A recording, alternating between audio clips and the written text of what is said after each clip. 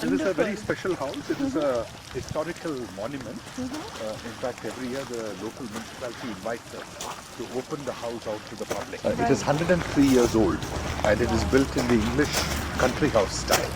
So it was built, the building was completed in 1914 and the house is located in an 8-acre estate with a tennis court and with a fountain, a lotus pond, a canal.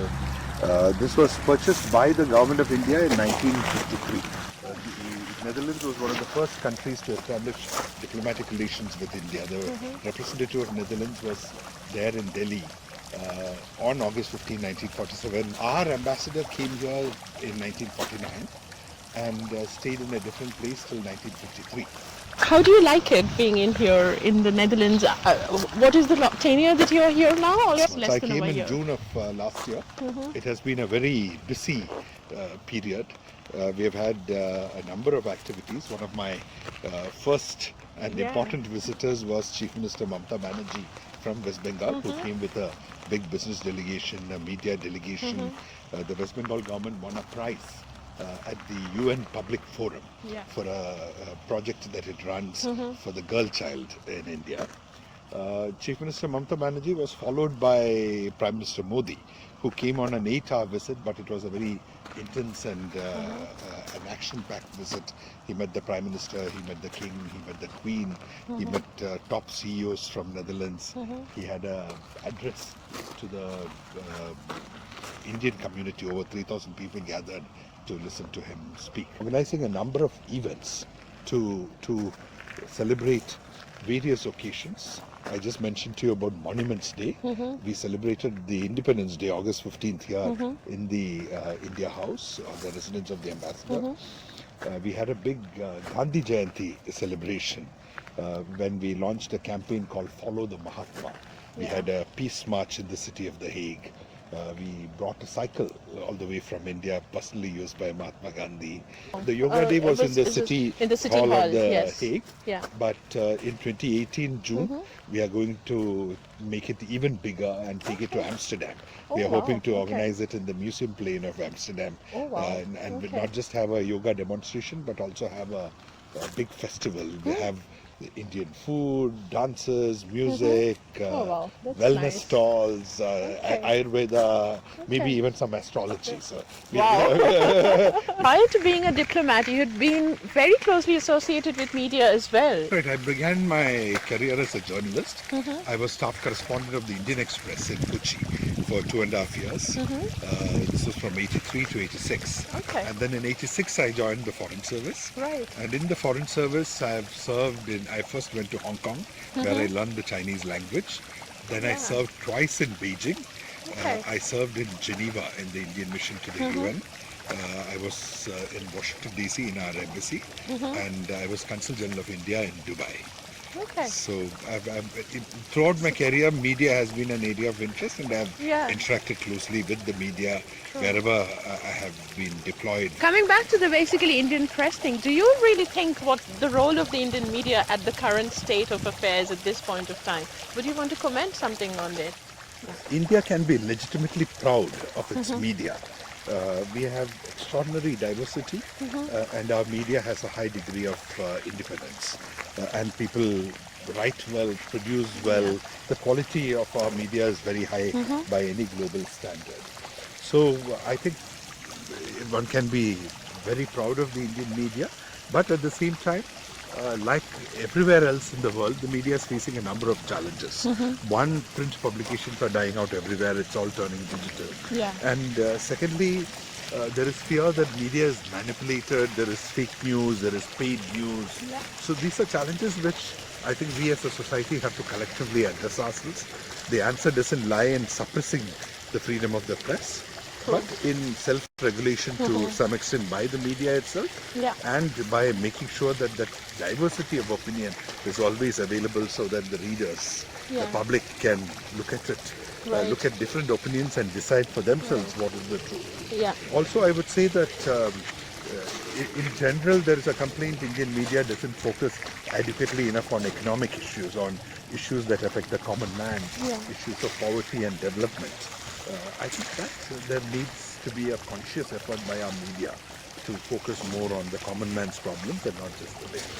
You've been in the Netherlands for almost 6 months and you've really met a large amount of diaspora, people from the diaspora basically. What would be your comments on the Indian community here in the Netherlands? So the large majority of whom, around 200,000 people, are those whose ancestors were taken as indentured labor from India to Suriname, Yeah. and then from Suriname they have migrated to Netherlands. They are all Dutch citizens, they are Dutch language speakers, they have been educated in the Dutch system, but they still hold India very close to their hearts. They are fond of Indian food, Indian music, Indian traditions, Indian culture, Very close to roots, Hindi yes. language. So I think they are a wonderful community, and it is the endeavor of the embassy to bring them as close to India as possible, to encourage them to take the Overseas Citizen of India card, to travel to India, to study in India, to do business in India.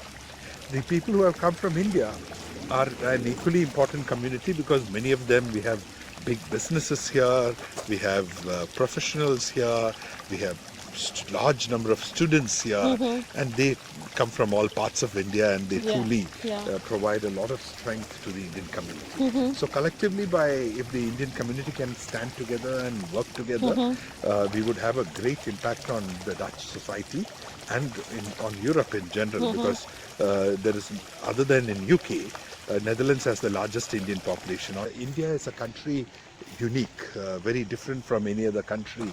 We are a country which believes in peace. We are a country of Buddha and Mahatma Gandhi. We are an extraordinarily diverse country where every religion coexists in peace and harmony. That today, while once upon a time we were a poor country, today we are marching forward on the path of economic growth. We are one of the fastest growing economies in the world, with an average of around 7% economic growth. We are making a determined push to eliminate poverty, to create world-class infrastructure, to make sure that education and health reach all parts of the country, to bring welfare and benefits to our women, to our girl child. I know that you're very good in Chinese language as well. Did you pick up some Bengali on your way when you were with him? I got to really enjoy Ilish much. Oh, wow.